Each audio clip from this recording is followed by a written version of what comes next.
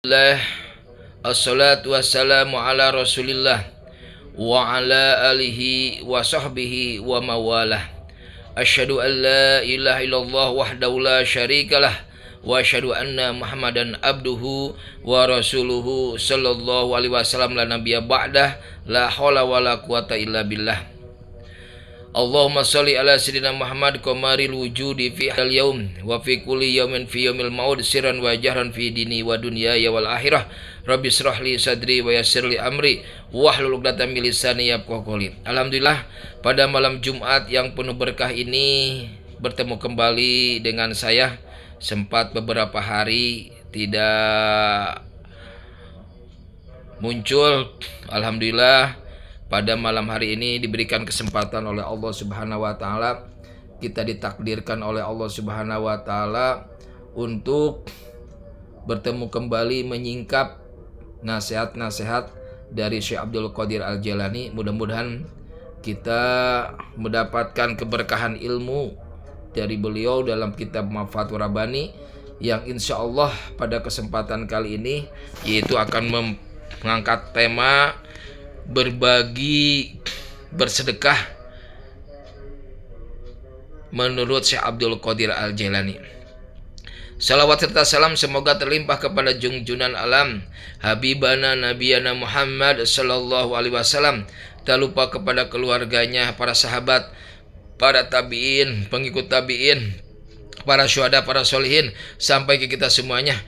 Mudah-mudahan kita termasuk umat Nabi Muhammad sallallahu alaihi wasallam yang mendapatkan syafaatul uzma yaumil qiyamah.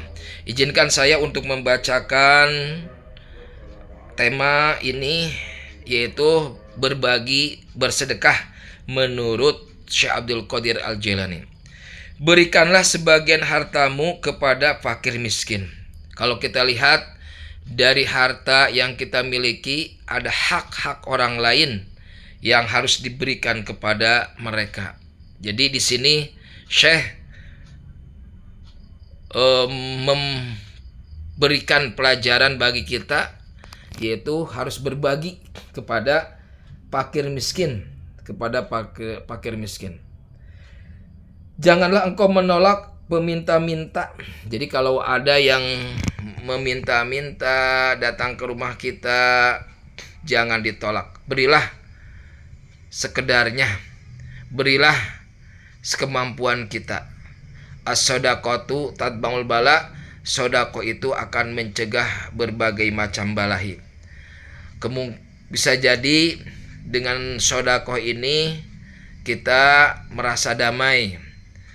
Bisa jadi dengan sodakoh ini kita terhindar dari berbagai macam musibah. Bisa jadi dengan sodakoh ini kita bisa disembuhkan dari berbagai penyakit. Siapa tahu doa mereka ketika kita memberikan sebagian rizki kepada mereka, mereka mendoakan tembus ke langit dengan ikhlas. Makanya jangan menolak orang peminta-minta, ya kata Syekh. Sedangkan engkau mampu memberinya, sok api-api, ya padahal kita mampu memberinya. Jangan pura-pura ya kita padahal punya tapi tidak memberi. Kata Syekh, jangan menolak orang peminta-minta yang datang kepadamu. Sedikit atau banyak, ya dalam keadaan sedikit, dalam keadaan kita mampu, tidak mampu, serupiah, 2 rupiah, keluarkanlah. Ya, baik peminta-minta, baik orang yang membutuhkan, bantu mereka. Ini jiwa sosial yang dikemukakan oleh Syekh Abdul Qadir Al-Jailani, bukan hanya saja tentang ibadah, ya ibadah, maksudnya ibadah habdu minallah. Ini ibadah habdu minannas juga dibahas oleh beliau tentang berbagi bersedekah menurut Syekh Abdul Qadir Al-Jailani. Sepertilah Al-Haq Azza wa Jalla yang suka memberi. Kita harus seperti Allah, mencontoh kepada Allah Subhanahu wa taala, tidak pernah menghitung, ya. Allah memberikan kepada kita semua makhluk, bahkan semua makhluk yang diciptakan oleh Allah diberikan rizki.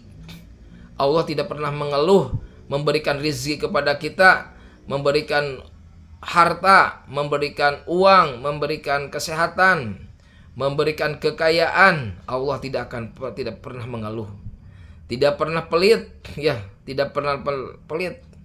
Al-bakhlu aduwullah, Al-bakhlu aduwullah, yang pelit itu adalah musuh Allah. Kenapa? Karena Allah pun memberikan segalanya kepada kita. Ini datang orang yang minta-minta ke rumah, datang orang yang minta-minta ke rumah, kita cuek saja. Bahkan tidak memberi, Kasihlah sesuai dengan kemampuan kita. Mencontoh Allah Subhanahu wa taala Ar-Rahman Ar-Rahim.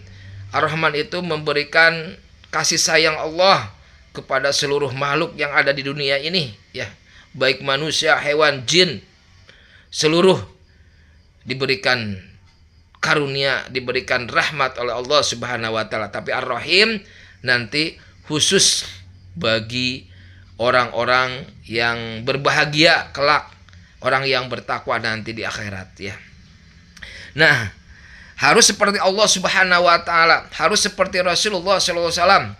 Manusia hamba Allah Subhanahu wa taala yang paling memberikan, yang paling berjiwa sosial, yang paling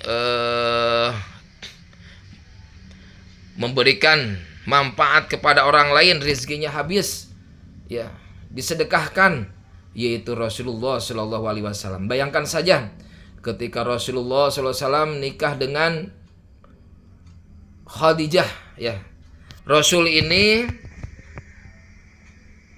pemuda yang berhasil, bisnismen. Beliau masuk kepada profesi berdagang, profesi bisnismen, berdagang, ikut bersama pamannya, yaitu Abu Thalib. Dia berdagang dan tuannya pada waktu itu saudagar kaya, janda, yaitu Siti Khadijah. Mengambil barang dari sana, kemudian dijual, dijual ke Madinah, Kemudian dari sana membeli barang lagi yang tidak ada di Mekah. Jadi untungnya berlipat, tapi kejujurannya luar biasa. Semuanya distorkan, tapi ada di sana imbalan bagi Rasulullah SAW. Nah, Rasulullah seorang pemuda yang bisnismen, karirnya meningkat pada waktu itu, ketika berbisnis, berdagang bersama Siti Khadijah dengan pamannya. Nah, ketika itu singkat cerita, Rasulullah SAW dimelamar oleh Khadijah. Jadi kalau ada cerita perempuan yang melamar itu nggak apa-apa. Karena apa? Karena Siti Khadijah pun melamar Nabi Muhammad SAW. Nah, nikahnya Nabi, seorang laki-laki yang bagus itu adalah memberikan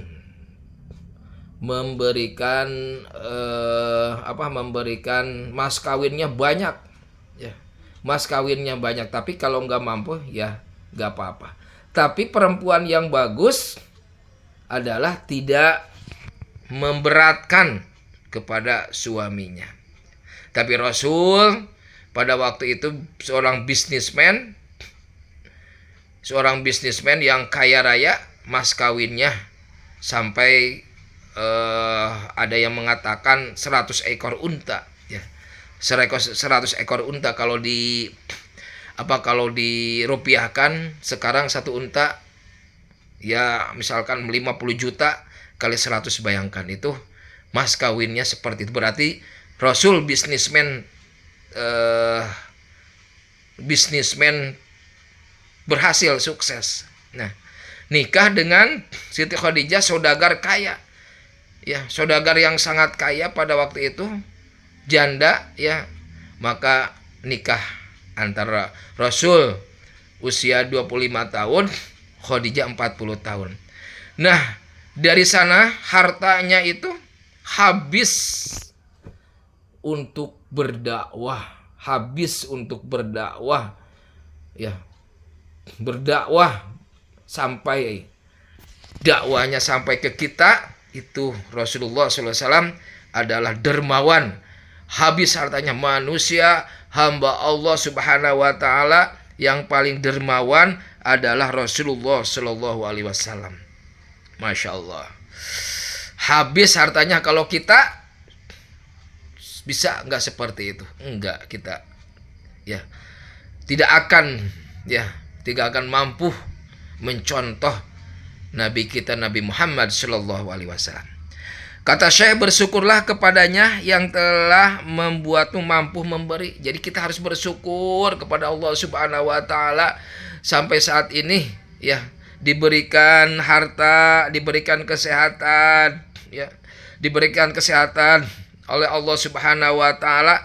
Rizki itu bukan hanya saja harta, kesehatan, kedamaian ya. Anaknya sehat-sehat, sukses ya, semuanya itu adalah berupa rizki. Syukuri, la in syakartum la azidanakum wa la in kafartum inna adzabi lasyadid. Apabila syukur itu akan ditambahkan nikmat, dan apabila kufur tunggulah azab yang pedih. Celakalah jika engkau meminta-minta. Ada orang yang mampu ya, dari kalangan kita banyak sekali orang yang tidak bersyukur, orang yang mampu tapi kelihatan orang yang susah ya. Bahkan dia meminta-minta. Ini bentuk bentuk kufur terhadap nikmat-nikmat Allah. Seharusnya dia memberi, ini dia malah meminta-minta, bahkan meminta-minta kepada orang yang di bawah garis kemiskinan ya. Padahal engkau mampu memberinya. Dia jiwanya, tangan di atas lebih baik tangan di bawah, kata Rasul. Tangan di atas lebih baik, artinya lebih baik memberi daripada meminta-minta kalau kita mampu. Nah ini juga ini bentuk sedekah ya. Khudh min amwalihim sodakotan tutahhiruhum wa tuzakkihim biha. Khudh min amwalihim, ambillah dari harta-harta mereka, sodakotan berupa sodakah, tutahhiruhum wa tuzakkihim. Khudh min amwalihim sodakotan tutahhiruhum, yang akan membersihkan, wa tuzakkihim, yang menyucikan ya harta-harta mereka. Jadi harta ini kalau kita sodakokan, kalau kita keluarkan zakatnya, insya Allah akan membersihkan harta kita, akan membersihkan dosa-dosa kita. Ini khud ini adalah fil amar, ambillah fil amar. Fil amar, ambillah ini bagi para amil ya, pengambil zakat, petugas zakat. Khud min amwalihim, khud, ambillah, artinya ada petugas zakat. Nah kalau kita di Indonesia ini, zakat saja dikelola dengan baik ya, dikelola dengan baik, zakat saja dikelola dengan baik, insya Allah tidak ada yang namanya kemiskinan, tidak ada yang namanya semuanya akan terbagi ya, terbagi, semuanya akan sejahtera kalau zakat saja dikelola dengan baik. Bayangkan saja, misalkan orang kaya, orang yang mampu, semuanya mengeluarkan zakat. Zakat bukan hanya saja zakat bukan hanya saja zakat pertanian, zakat profesi, perusahaan ya, zakat perdagangan, zakat semuanya ya yang menghasilkan itu ada zakatnya. Bila dikelola dengan baik, insya Allah makmur Indonesia ini ya.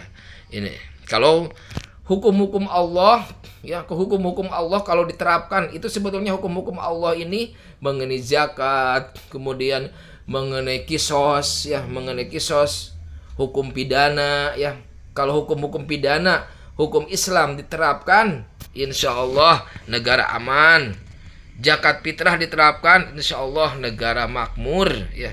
Jadi kita terkadang kenapa negara kita seperti ini? Mungkin saja menurut saya pribadi itu jauh terhadap nilai-nilai keislaman, jauh terhadap hukum-hukum Allah belum diterapkan di negara kita ini. Nah, seperti itu. Jadi zakat saja beberapa asnaf, ya, fakir, miskin, gorimin, ibnu sabil, kemudian mu'alaf, ya, kemudian amil, nah gorimin, ya, itu semuanya para penerima zakat yang disebut dengan mustahik. Nah, yang mampu tadi kita muzaki yang mengeluarkan zakat, ya, ada sedekah, ada zakat. Kalau sedekah itu secara umum, ya, secara umum sedekah itu artinya memberi, ya, tadi sedekah memberi, ya. Kalau zakat yaitu di sana ada bagian dari sedekah zakat. Ada zakat yang wajib yaitu zakat fitrah, ada zakat yang wajib juga yaitu zakat profesi, ya, zakat penghasilan, zakat mal. Itu zakat wajib.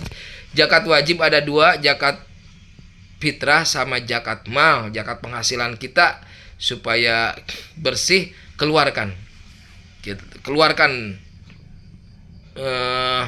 nisabnya keluarkan 1 tahun sekali. Tapi ada yang pegawai 1 bulan sekali, ya, model saya dipotong 1 bulan sekali itu oleh pemerintah, ya. Dan ini adalah bukan oleh pemerintah, ini oleh Bajnas, ya, maaf, oleh Bajnas. PNS atau pegawai itu sebetulnya tidak diwajibkan, tapi kita sebagai muslim harus mengeluarkan zakatnya. Ada yang ulama yang boleh mengeluarkan zakat dipotong, namun kalau misalkan dikumpulkan 1 tahun sekali takut terpakai, itu boleh saja. Itu ada ulama yang mengatakan seperti itu, ya. Kita anut saja kepada ulama yang berpendapat boleh dikeluarkan 1 bulan. Kalau secara ulama secara umum, ya, itu nisab 1 tahun sekali baru dikeluarkan, ya, 2,5% harus dikeluarkan. Nah, itu untuk apa? Untuk membersihkan harta, untuk membersihkan jiwa kita dari dosa-dosa, ya. Kata Syekh, bagaimana jadinya jika engkau menolak hadiah Allah kemudian engkau mendengar dan menangis di sampingku? Bagaimana jadilah engkau menolak hadiah kemudian engkau jika datang seorang fakir lalu hatimu menjadi keras, ya. Jadi kata Syekh, ini sangat menyayangkan, kata Syekh, apabila dia datang tidak mau datang kepadaku, kemudian dia tidak mau dinasihati oleh Syekh, dia hatinya keras. Jika datang seorang fakir lalu hatimu menjadi keras. Jadi maka kata Syekh, maka itu menunjukkan bahwa tangisan dan ketekunmu dalam mendengarkan tidaklah ikhlas karena Allah ada. Mungkin dari pada waktu itu yang hadir pengajian, ya, ikut sama Syekh, ya, mendengarkan ceramahnya, tapi al-bakhlu adullah, pelit itu adalah musuh Allah, ya. Pelit itu ada cerita kisah pada Nabi Musa, ya, Korun ini adalah hartanya banyak, ya. Hartanya banyak sampai kunci gudangnya itu harus dibawa oleh beberapa orang, kunci gudangnya saja.